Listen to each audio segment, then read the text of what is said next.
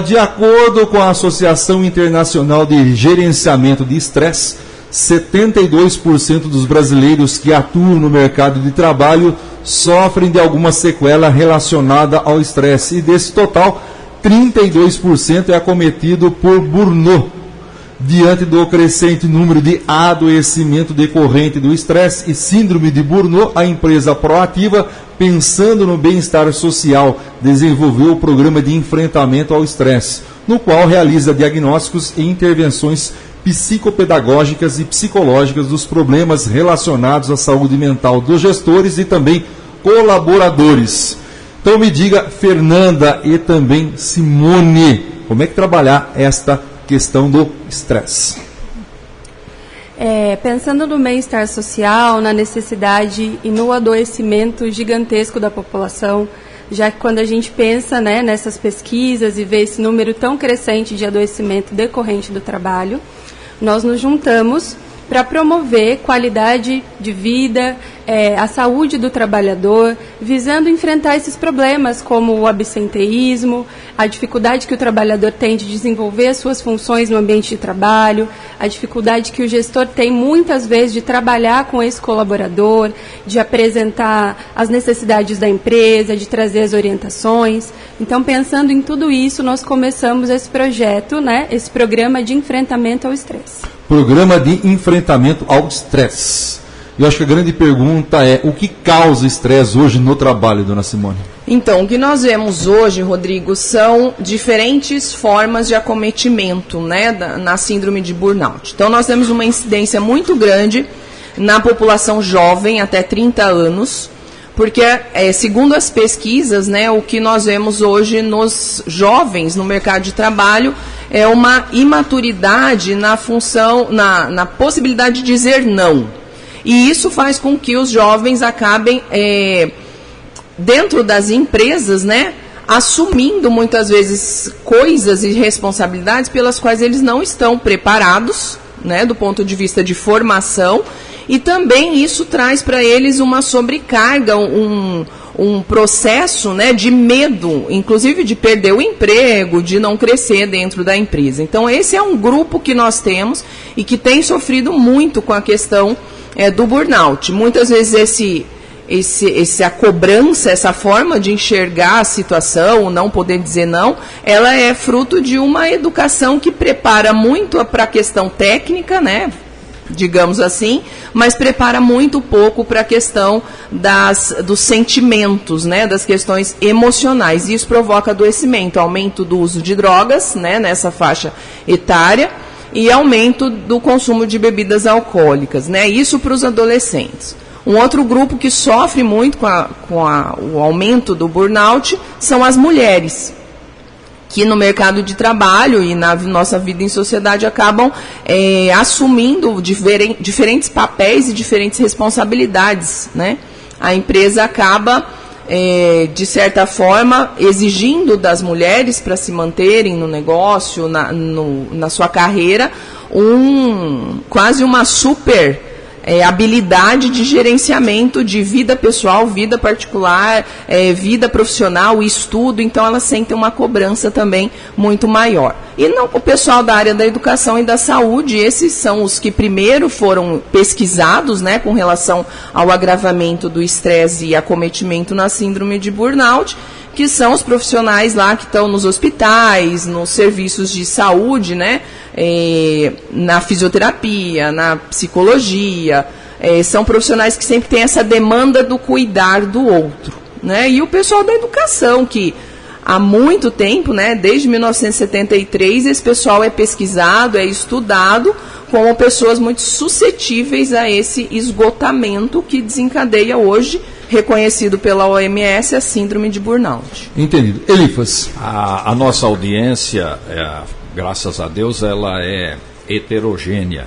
Então eu vou pedir permissão se a doutora Fernanda ou a Simone puderem falar um pouquinho mais, detalhar esse burnout, o que seria para aquele ouvinte, e como é que as pessoas podem acessar esse serviço de apoio e de enfrentamento a esse tipo de problema. A síndrome de burnout, ela é decorrente do estresse. Então, quando a gente fala de um estresse não tratado, de um estresse que já se tornou algo patológico, considerando que o estresse é uma reação natural da concepção humana diante de determinadas situações.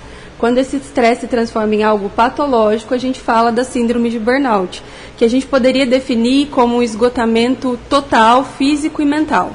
Então, a pessoa acometida do burnout, ela tem dificuldade para se organizar mentalmente, então ela passa a desenvolver situações do trabalho que ela não consiga, de maneira concreta, ser eficiente, onde ela passa a ter, inclusive, lapsos de memória.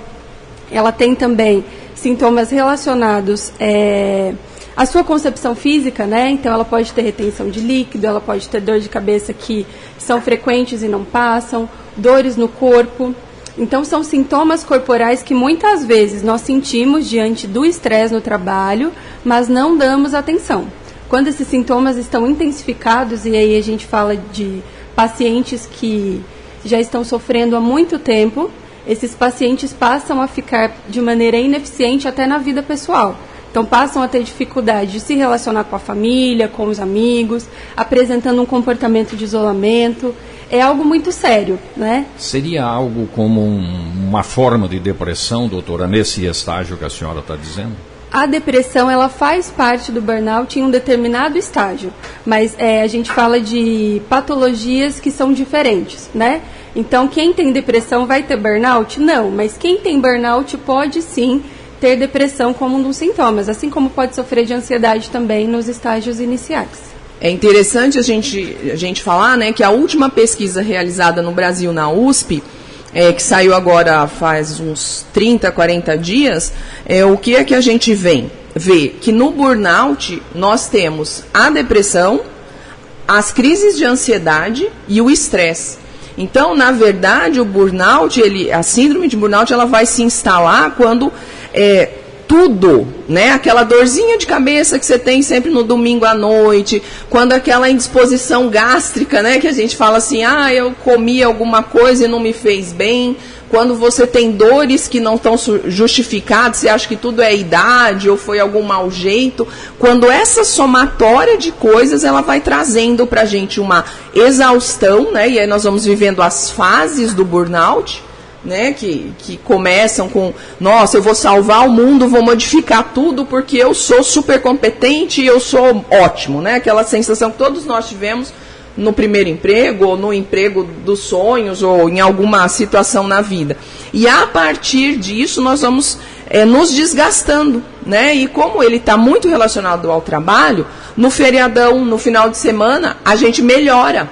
Então há uma melhora dos sintomas do burnout. E o que acontece com a pessoa? A pessoa fala assim, não, acho que não era nada não, estou bem, né? E aí, quando você acorda para a patologia, você está com os relacionamentos emocionais, afetivos, né, familiares abalados, você estourou com o patrão, você tem uma certa ironia dentro do ambiente de trabalho, né? Você culpa os outros pela sua falta de produtividade, e aí a doença vem, né? Então nós temos casos efetivamente assim que acabam com sintomas ou com situações inclusive drásticas, né? Quando a gente escuta aí, o funcionário entrou na empresa e matou 2 pessoas, né? Como aconteceu aí há alguns dias atrás. O que foi aquilo, né? Para nós que estamos nessa luta aí, tentando ajudar as pessoas, a gente consegue visualizar em várias entrevistas, quando você começa a olhar por que a pessoa fez isso, você olha, isso aqui era um sintoma do burnout, olha, isso aqui passou despercebido.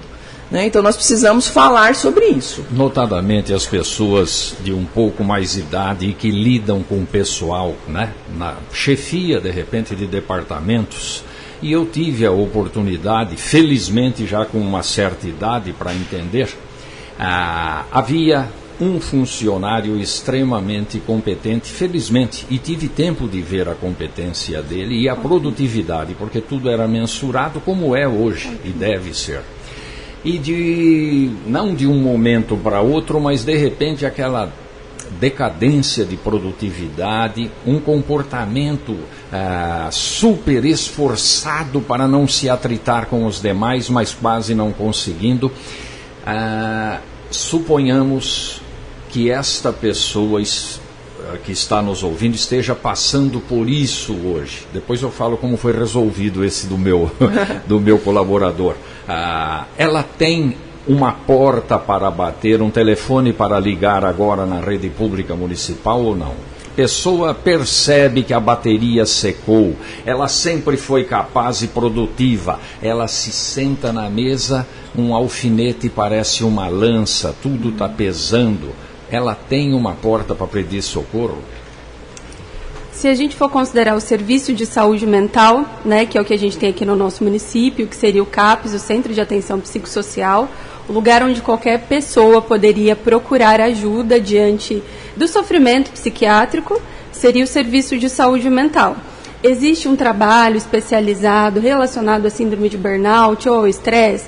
Não, porque até aqui no Brasil isso de alguma maneira ainda é novo, porque nós usamos essa palavra estresse de maneira corriqueira, sem entender a complexidade disso e sem enxergar também o possível adoecimento que isso pode nos causar, né? Então, um serviço específico não existe. Mas a pessoa procurando o CAPS, né, o ouvinte procurando o serviço de saúde mental, ele teria acesso a uma avaliação psiquiátrica, né, e em seguida seria encaminhado para todo um serviço com a equipe multiprofissional do CAPS.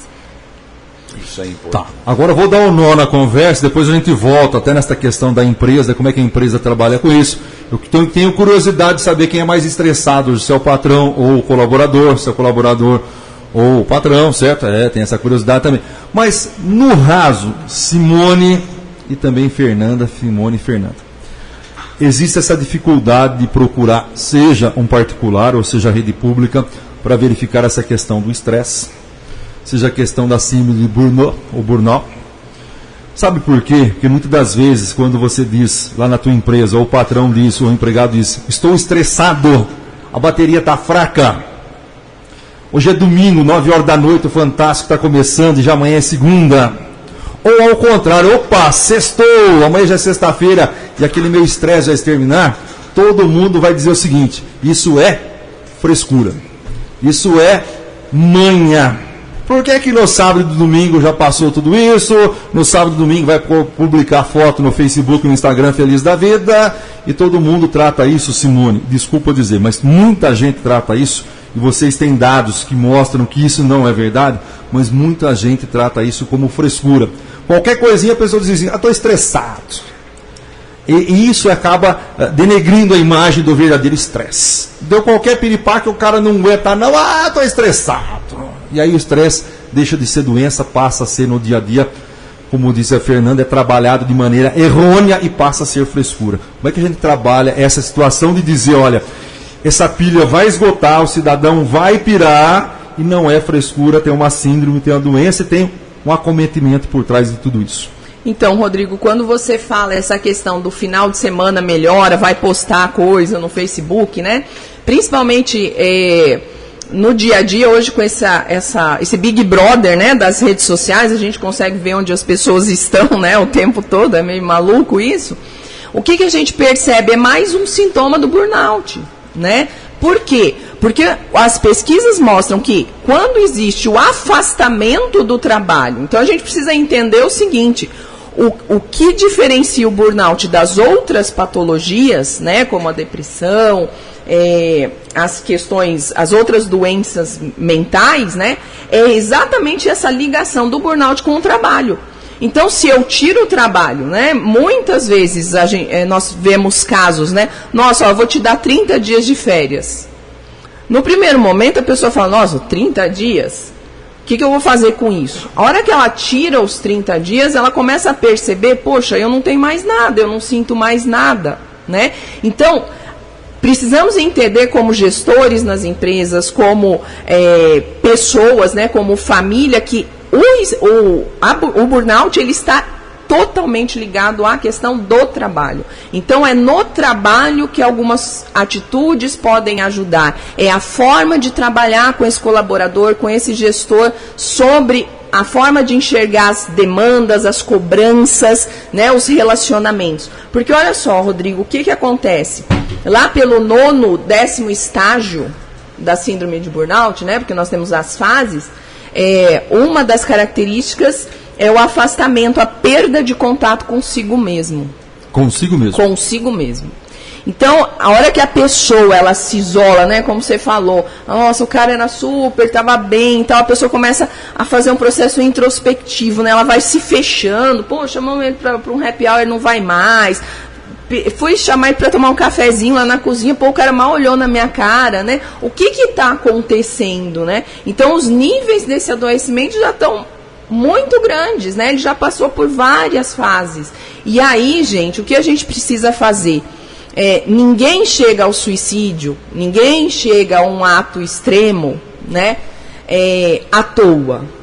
Nós precisamos parar de olhar para as questões emocionais, nos preocupar tanto com a questão física, do ter, para olhar mais para esse ser, né, quem é essa pessoa. Por isso que a gente fala, né, nós precisamos cuidar dos outros, certo? O acometimento, ele está aí. Né, o colaborador que não está bem, ele vai te trazer problemas, né? Esses dias uma empresa falou assim pra gente, eu não aguento mais lidar com crises, por quê? Porque o atendente tratou mal o nosso cliente, né? Então você começa a ter dois problemas, quando a gente vai para o diagnóstico na empresa, qual é o problema? Nós temos uma pessoa em sofrimento, então vamos mandar essa pessoa embora?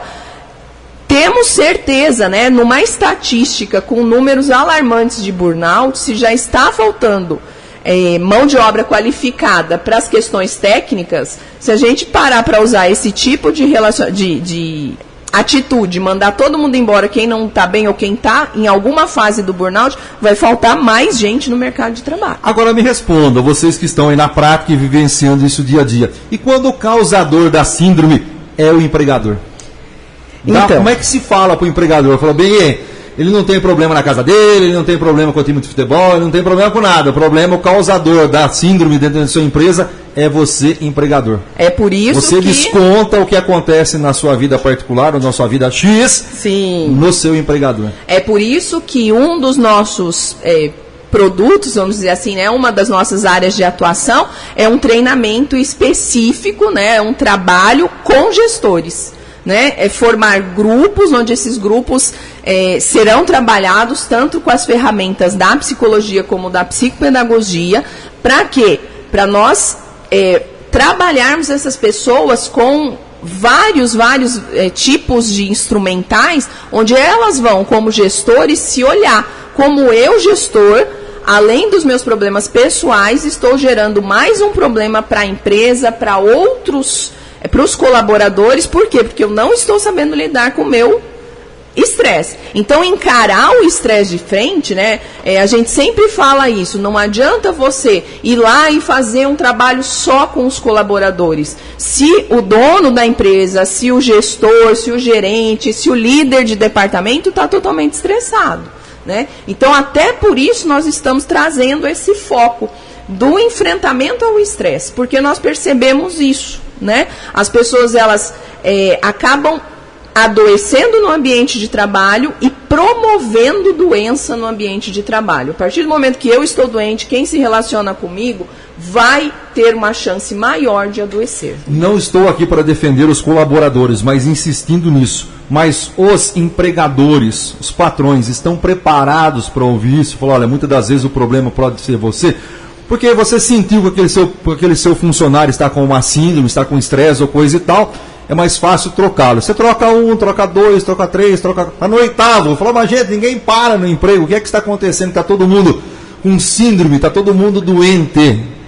E muitas das vezes não é o colaborador que não está dando certo, muitas das vezes é o contratante que tem o seu problema de estresse, tem o seu problema de síndrome. Como é que trata essa questão? Então, Rodrigo, a questão é a seguinte, quando a gente fala em atendimento ou em trabalho, né, nas empresas, geralmente nós que vamos para lá para uma consultoria, para um trabalho, nós somos contratados em 99% dos casos pelos gestores. Sim.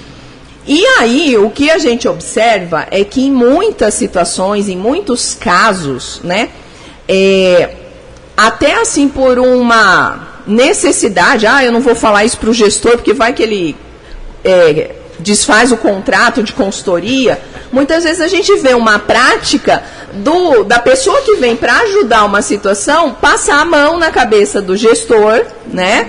E colocar a culpa nos funcionários. Então, assim, isso é uma situação que nós temos percebido muito, né?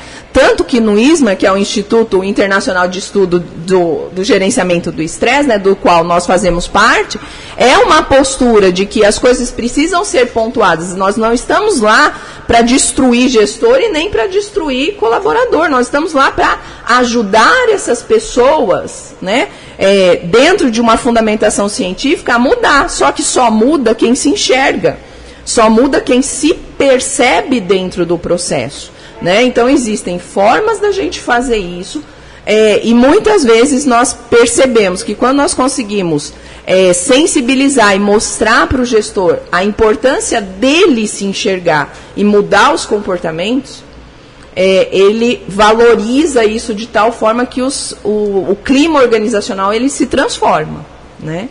Então, na psicopedagogia, a gente trabalha com o diagnóstico. Quem é o principal fato, né, ou a pessoa que promove esse estresse?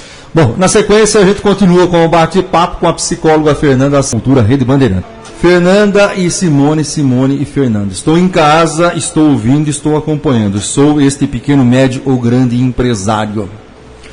Como é que se dá a contratação de vocês, o chamamento de vocês, o início do atendimento? Tá, me interessei. Acredito que estou com este problema, acredito que minha equipe enfrenta esse problema, acredito que nós estamos vivenciando toda essa situação. Como é que é o chamamento de vocês, como é que é a ida de vocês a uma empresa e esse trabalho de atendimento? Nós temos 2 telefones, o telefone fixo é 3555-2307 e temos um telefone celular, WhatsApp, que é 998388945 e uma página no Instagram, ProativaTD, então @ProativaTD. Lá nós divulgamos as informações a respeito do que nós fazemos e seria uma forma de entrar em contato inicial. Tá. Né? Uma vez então entrado em contato, gostei e me interessei. Como é que é esse primeiro atendimento, essa primeira avaliação, para que depois se inicie todo o trabalho com o empregador e com a sua equipe? O primeiro passo é isso que a Simone já comentou a respeito da avaliação diagnóstica, para que a gente entenda qual é a realidade da empresa, qual é a necessidade, se o gestor é o grande fator estressor ou se é alguma das etapas do trabalho que é o fator estressor, a gente precisa fazer uma avaliação. Para isso, nós passamos um período na empresa, avaliando como é a dinâmica de trabalho, como os funcionários se relacionam, qual a relação da gestão com o colaborador, qual a forma de diálogo, como esse relacionamento se desenvolve. A partir disso, nós fazemos uma identificação e damos sequência à nossa avaliação. Em seguida, nós vamos utilizar os instrumentais que foram produzidos, né, que nós desenvolvemos de acordo com a necessidade da empresa, para que o trabalho ele seja focal. Para não acontecer isso, muitas vezes, quando, por exemplo, o gestor ele vai lá e contrata uma empresa, ele quer uma palestra sobre autoestima, por exemplo. Ele vai lá e contrata alguém para dar essa palestra. Só que se essa não é a necessidade do colaborador, se essa não é a questão, se esse não é o fator estressor, a gente está apenas maquiando uma situação. Como o nosso objetivo é um trabalho focado mesmo na necessidade, na problemática, essa avaliação nos dá a resposta adequada para que a gente possa fazer algo cirúrgico dentro da empresa, né? Então, se a necessidade for trabalhar com o gestor, nós faremos isso através de um instrumental adequado, e se a necessidade for o trabalhador num segundo momento. É importante, Rodrigo, a gente pensar que, assim, na abordagem psicopedagógica, né, nós duas temos essa formação, não existe uma receita de bolo aplicável a todas as empresas, né? Então, até por isso, a eficiência da intervenção psicopedagógica, ela é tão significativa, né? Os estudos têm comprovado isso. Então, sempre são atitudes direcionadas, né? Agora você vai falar assim para mim: nossa, Simone, mas lá na minha empresa sem chance da Proativa entrar, porque o gestor é o problema, ele é muito cabeça dura, ele não vai deixar, não vai querer esse tipo de trabalho, ele não percebe essa importância. Então, para isso, nós desenvolvemos um trabalho com mentoria, né? Onde nós estamos formando já pequenos grupos de pessoas, de gestores que querem trabalhar em si mesmo esse enfrentamento ao estresse, né? E acreditamos que a partir dessa metodologia nós poderemos possibilitar aí para que a pessoa se cuide. Então nós temos 2 tipos de intervenção. A intervenção institucional, né, na empresa, e esse trabalho que aí você não precisa do aval, né, do pessoal da empresa para trabalhar, mas você vai buscar ajuda. Entendido. Elifas. Muito bem. Falamos do problema do burnout, esse nome bonito ou feio para o estresse profissional que todos nós conseguimos. Vamos tentar falar um pouco da prevenção, né? Porque as consequências, sabemos, são terríveis, desembocando em demissão, quando não em coisa pior, como disse já a Simone. A grosso modo, como é que você pode prevenir esse estresse, notadamente nesse mundo moderno, onde o pessoal diz que um jovem, um adolescente ou uma criança recebe em um ano um bombardeio de informações que outrora não se recebia durante uma vida. Então o ser humano está sofrendo para adaptar-se a essa vida que nós chamamos de moderna. Então esse, a meu juízo, é um dos fatores a serem cuidados. E me parece, a impressão que eu tenho, não raro você vê pais ficarem felizes às vezes quando os filhos saem, porque ele não aguenta em casa. E ele acha que na rua os outros vão ficar bem com seus filhos. Então o problema só mudou de lugar, me deu um descanso aqui. Seria a falta de, desde pequeno, administrar ou não também a essas crianças o preparo para lidar com frustrações, porque a hora que chega lá na frente ele vai ter que lidar com esses fenômenos, né? Então a pergunta que fica é, na opinião das doutoras, o que se pode fazer assim para prevenir ou diminuir o número de ocorrências e se está havendo também uma falha aí na educação nesse sentido. Eu, por exemplo, procurei durante anos uma atividade que me desse prazer e dinheiro, mas não consegui. Orientador de pesca e provador da Ambev, não atingi esses. De sorte que tive que trabalhar naquilo que me pagava, certo, Rodrigo? Certo. Então, o que nós vemos hoje, assim, são as seguintes questões. Quando a gente pensa em formação de crianças, né, em educação de filhos e tal, nós percebemos assim, a demanda da sociedade hoje é por uma excelência em tudo que a gente faz. As redes sociais nos apresentam uma vida perfeita, né? Nós temos visto aí agora, começam as retrospectivas, né, de 2019, então as vidas estão todas perfeitas, né? Todo mundo viajou, todo mundo passeou, os filhos são lindos, maravilhosos, né? A casa é... E o que é isso, né? É uma ideia de que tudo tem que ser perfeito, e a gente sabe que a vida não é assim. Só que como é que eu faço para trabalhar com os meus filhos, para trabalhar no processo de educação deles, para que eles cheguem lá na frente, né, pessoas que não sofram tanto estresse? Nós já temos incidência de burnout em crianças. Mas crianças não trabalham no Brasil. Não trabalha no Brasil, mas nós temos crianças com agendas dignas de um executivo. Né? Elas não têm espaço livre para lazer. Né? Os pais pensam que a criança está aprendendo tudo. E, na verdade, nós temos aí uma situação mais séria. Então, na Proativa, a partir das pesquisas que a gente realizou, o que nós identificamos? As técnicas de organização hoje, elas não são mais ensinadas. Então, uma das ferramentas que nós temos usado e com muita eficiência, não só nós, mas o pessoal que tem trabalhado com isso, são as técnicas de organização, onde a partir delas nós trabalhamos desde como é que eu faço a minha agenda, até como é que eu vou planejar a minha vida, médio, longo e curto prazo, né? E aí você começa a fazer um processo de seleção. O que é que eu preciso estar fazendo neste momento? E as técnicas de organização, elas são essenciais nesse controle do estresse. Por quê? Porque para eu não ficar estressado e conseguir ter foco, desempenhar uma tarefa, na verdade eu estou falando não para várias coisas. E agora eu vou focar nessa atividade. Isso aumenta a produtividade. Só que, gente, organização não é uma coisa que a gente nasce, né? Nós sempre falamos isso, nós não nascemos organizados, nós não nascemos produtivos, né? Nós nos tornamos. E o processo que eu vejo, né, que funciona, que nós já constatamos isso com as pesquisas, é ensinar formas de organização. Então, a criança conseguir trabalhar o planejamento das ações, isso é uma função executiva, né? Como é que eu planejo, como é que eu divido um projeto em etapas, como é que eu faço isso para que eu tenha qualidade de vida? Senão, tudo vira cobrança. Ó, você tem que ler um livro. Puxa, mas ler um livro de 200 páginas é muito grande. Nossa, você precisa aprender a usar esse novo software, porque nós vamos implantar ele na semana que vem. Tudo fica muito grande, porque são muitas demandas. A partir do momento em que eu planejo as minhas metas, bom, eu tenho essa demanda, como é que eu quebro esse projeto em várias partes? O que acaba acontecendo?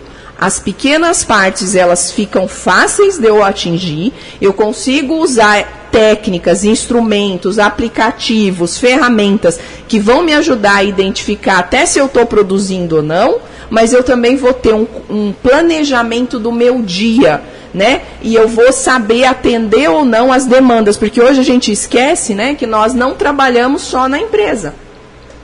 A carga horária do brasileiro ela continua sendo a mesma.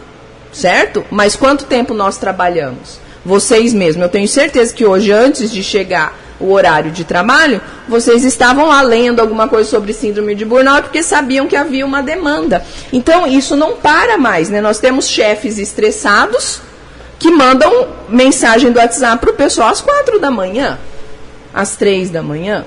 Né? Então, o que é isso? É uma demanda. Só que as crianças também estão vivendo esse processo. Então, as perspectivas das organizações que estudam estresse no mundo todo são que nós teremos uma sociedade produtiva cada vez mais improdutiva. Isso é perda de dinheiro, isso é perda de impostos, isso é perda de desenvolvimento. Né? Então, não sei se eu respondi a pergunta, mas a ideia é que nós comecemos lá na escola a trabalhar com as crianças as técnicas de organização. Isso precisa ser ensinado, né? O enfrentamento do estresse, ele precisa ser um hábito nas vidas das pessoas. Mãe estressada estressa filho. Gestor estressado estressa colaborador. Educador estressado, professor estressado estressa aluno, né? Então, esse é o nosso foco de atuação hoje. Rodrigo Ramalho teve uma criação um pouco mais severa. Então, naquele tempo, ele não tinha opção. Arruma ou não arruma os brinquedos? Arruma ou não arruma o quarto? Arrumava. Não sei, o poder misterioso que as psicólogas que ficavam geralmente em cima da geladeira e iam engrossando com a idade, resolviam uma série de problemas. E, pelo menos, em casa, se você desmanchou, você arrumava. Se você dormiu, você arruma a sua cama. E eu penso que dali, como disse a doutora Simone, muita coisa se encaminha. Ele já pegou aquela noção de disciplina, de ordem, de objetivos. Agora fica difícil quando você vê que um pai ou uma mãe não consegue fazer o filho arrumar sequer a cama. Então, me parece... E a doutora aborda isso, colocando como uma matéria interessante, até no aprendizado já na escola, que a pessoa enxergue, ou seja feita a enxergar esse problema. Ela não vai chegar a lugar nenhum se ela não tiver determinada conduta, se ela está atuando, notadamente, no meio profissional. Então, é de pequeno, eu penso que vem essa orientação, logo, lógico, vai se aprimorando de acordo com o rumo que ela tomar na vida. Se de repente for um artista, né, Rodrigo? Tudo bem. Mas a convivência no meio empresarial, sobretudo, onde os objetivos são definidos, fica difícil se a criança não recebeu primeiramente dos pais aquela orientação. E me preocupa também, doutoras, a Organização Mundial de Saúde, me parece, divulgou um índice aí de problemas, doenças mentais, vamos dizer assim. algo em torno de 20% da população tem ou terá algum tipo de distúrbio, alguma psicopatia. Então, aí a situação fica mais difícil ainda, sim, porque as senhoras estarão lidando com algo um tanto quanto fora, porque ele não vai ter aquela vontade de aderir, não é isso? A gente já fala é uma realidade concreta, já, né? Quando a gente observa a questão do desenvolvimento emocional, das habilidades socioemocionais, na nossa cultura nós não somos criados e nem incentivados a trabalhar as nossas emoções. Então, se eu não consigo ensinar uma criança a se organizar, como é que eu vou trabalhar a gestão da raiva, que é um sentimento que a gente lida o tempo todo, né? A gente que é adulto vai lidar com a raiva no trânsito, no banco, mas a criança lida com isso quando o brinquedo quebra. E é assim que a gente começa a trabalhar essas questões. E à medida em que nós não trabalhamos esse desenvolvimento emocional, à medida em que nós não conversamos a esse respeito, à medida em que nós não damos atenção, em que nós mascaramos, então nós temos dores emocionais, temos dificuldades emocionais, a gente vai muitas vezes descontar isso em alguma coisa. Então a gente tem hoje pessoas, por exemplo, que cuidam muito da saúde física, mas não cuidam da saúde emocional. Então o que elas fazem com o exercício físico, né? Ao invés de eu cuidar daquela minha angústia, daquela minha situação ansiosa, daquela minha situação de estresse, eu vou lá na academia e desestresso. Ou então eu vou ao bar e vou ter um happy hour com os amigos, ou eu vou fazer qualquer outra atividade. Então a gente canaliza a situação emocional para uma atividade prática, mascarando o adoecimento. Só que a longo prazo ninguém consegue segurar a dor, né? A angústia. E aí é nesse momento em que o adoecimento nos afeta e a gente entra nessa situação de disfunção. Então, quando a Simone aponta da organização, é exatamente nesse sentido.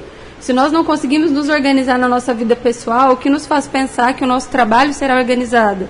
Ou que a gente vai conseguir gerenciar o nosso tempo? Se eu não consigo gerenciar o meu tempo em família, né, nas comemorações de final de ano, no aniversário, como é que eu vou gerenciar o meu tempo dentro da empresa? Como colaborador ou como gestor? Então é fundamental que a gente passe a olhar para a nossa saúde mental dando a devida importância. Porque nós também costumamos ir ao médico quando? Quando estamos doentes, a gente não trabalha prevenção, né? Quem vai ao médico anualmente para fazer um check-up? Raramente. Então quando a gente fala de saúde mental, quando é que as pessoas procuram ajuda? Quando elas já estão adoecidas. Só para eu não ficar devendo, Rodrigo, eu comentei com as doutoras. Ah, mas eu ia perguntar. Aquele caso. Eu ia voltar nesse caso. Um dos meus colaboradores, e ele tinha um ativo muito grande, então ele teve toda a compreensão e tivemos a felicidade de uma pessoa que lhe era muito cara. Poxa, cara, você está comprometendo a sua história. Pô, olha o que você tem para trás aí. Você vai esperar o quê, né? E a pessoa perdida e apavorada. Ele estava agindo daquela forma, achando que estava se defendendo, mas felizmente, com 30 dias de férias e a pílula cirúrgica de um psiquiatra que acertou lá o hormônio ou a reposição ou sei lá o quê, ele se fortaleceu, não descuidou mais de outros fatores, tipo até uma caminhada regular, para ele se tornou sagrado 5 minutos de sol, enfim, ele construiu a fórmula dele e felizmente teve um desfecho feliz. Os desfechos infelizes eu não vou comentar. Estou em casa e estou ouvindo, gostei e quero mais. Quero a Proativa dentro da minha empresa. Quero a Proativa junto comigo, dando esse atendimento, dando esse assessoramento, dando esse acompanhamento. Fernanda, liga aonde? 3555-2307 ou 99838-8945. Ou no Instagram? No Instagram é Proativa TD. E nós temos também outras 2 páginas para indicar a respeito desse cuidado, né? A primeira é @SS Psicopedagogia e a segunda é @Cuidado Ativo Psi. São páginas que falam a respeito do dia a dia, né? Com dicas práticas sobre como a população pode pensar em se cuidar e cuidar da saúde mental. Entendi. E eu apelo à doutora Simone ou à doutora Fernanda, em alguns casos, sem a intervenção de profissionais como elas, ou em outros até de um psiquiatra, é impossível esse resgate da pessoa, fique claro. E é doloroso para a gente que já viveu alguns episódios, Rodrigo, ver uma pessoa, um amigo, um colaborador que lhe é caro ali, se mortificando. O primeiro desgosto dele é contra ele, por ele não conseguir reverter aquela apatia que o está acometendo. E chega um psicólogo de plantão e fala: você tem que ter força de vontade. Essa pessoa não sabe o mal que está fazendo. É como chegar a um alcoólatra e dizer: você não tem vergonha na cara. Quer dizer, então o problema é patológico e, em alguns graus, doutora, somente a intervenção dos profissionais como vocês, né? Sim, a gente tem sentido isso a cada dia, né?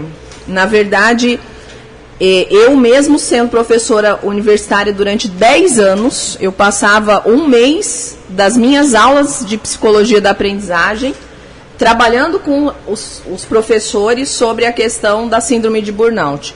E eu fui acometida pela síndrome, né?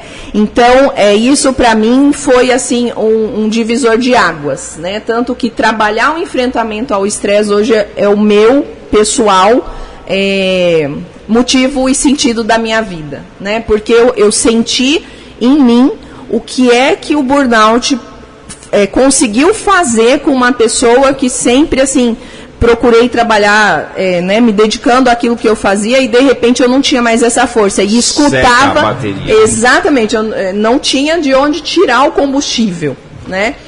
E graças a uma rede de apoio, porque foi isso que eu formei ao meu redor, com acompanhamento psiquiátrico, com terapia, com apoio da família, com chamar os filhos, o marido, assiste esse vídeo aqui que ele está explicando o que é que eu tenho, né, isso que eu tenho, e aí você começa a encontrar forças. Por isso, então, que além desse trabalho com as empresas, né, e aí foi um belo encontro na vida meu e da Fernanda, né, que a Fernanda começou com o cuidado ativo psi, e eu com SS Psicopedagogia, e aí a gente se encontrou nas redes sociais, e foi assim um encontro muito legal, né, onde nós então incorporamos essa luta também para a empresa. Mas a gente sabe, isso nós já estamos sentindo, né, que no programa de cuidar dos cuidadores, porque foi ali que tudo começou, né, Fernanda? Nós fizemos já palestras, já fomos a escolas, temos grupos de desafio já rodando aí nas redes sociais. É impressionante os relatos que nós temos, né? É impressionante. E o que nós sempre falamos para as pessoas: vamos com calma, não existe uma fórmula mágica. Você vem adoecendo, você vem estressando, a sociedade está estressando há muito tempo. Então não é uma mágica, sabe? Você vai tomar um remedinho e vai melhorar, você vai fazer isso, você vai trocar de emprego, você vai melhorar. Não, porque o trabalho ele continua, né? Então o que nós precisamos fazer é realmente isso. Um processo de introspecção, de nos olharmos, nos enxergarmos, buscarmos metas possíveis, né? Tá todo mundo aí refazendo aqueles planos absurdos, no ano que vem eu vou fazer isso e aquilo, e daqui a pouco já está com estresse, antes de voltar a subir a serra, né? Por quê? Porque foi para a praia, se encheu de ânimo, acha que vai revolucionar o mundo, né, na nova década que começa daqui a algumas horas, e na verdade traça metas muito para além daquilo que pode hoje. Então eu falo assim, arruma uma gaveta, sabe? Isso não é assim, nossa, mandou arrumar a gaveta. Não, gente, isso é pesquisa de neurociência, né? Começa a organizar a sua mesa de trabalho, começa a arrumar a sua cama de manhã, começa a fazer aquilo que te é possível naquele momento. E ontem, conversando com uma pessoa do desafio que disse assim, eu não tenho força para nada, né? Eu falei para ela assim, então não faça nada, só ouça, né? Ouça uma boa música, ouça alguém com depoimento de que venceu a síndrome, né? Porque a gente venceu a síndrome e isso é possível, né? Só que se as empresas, se as escolas, se os hospitais, se as clínicas, se as pessoas, as famílias não começarem a se enxergar como pessoas vulneráveis e não como super profissionais, né? Como super pessoas, como a mãe que não falha, o pai que nunca erra, como o perfeito, nós não vamos ter mudança e o adoecimento virá. Ótimo. Rodrigo Ramalho está me cortando lá, Fernanda, mas eu gostaria de uma última palavra de vocês, de minha parte. Na medida que a sociedade vai evoluindo, também as patologias, as ocorrências, os fenômenos sociais vão mudando. Antigamente havia um grande preconceito, as pessoas procuravam profissionais médicos de algumas áreas até em segredo. Hoje esse mal é atual. Acredito que também na área de vocês isso diminuiu bastante, né? Feio é não procurar ajuda e manter o problema para os outros, né, Fernanda? Tem toda a razão. Feio é não procurar ajuda, né? Uma pessoa, quando não tratada, ela pode, inclusive, recorrer ao suicídio. Ela pode não conseguir ser ajudada mais de nenhuma maneira. A gente teve uma diminuição muito grande. Hoje as pessoas têm uma consciência mais ampliada em relação a procurar ajuda, mas nós ainda estamos caminhando, não estamos no mundo ideal, né, onde cada um de nós vai olhar para a sua saúde mental com a mesma preocupação com a saúde física. Estamos aí no desafio. Ótimo. Fernanda Salles Bilato, psicóloga, muitíssimo obrigado pela presença. Live aqui, nosso abraço.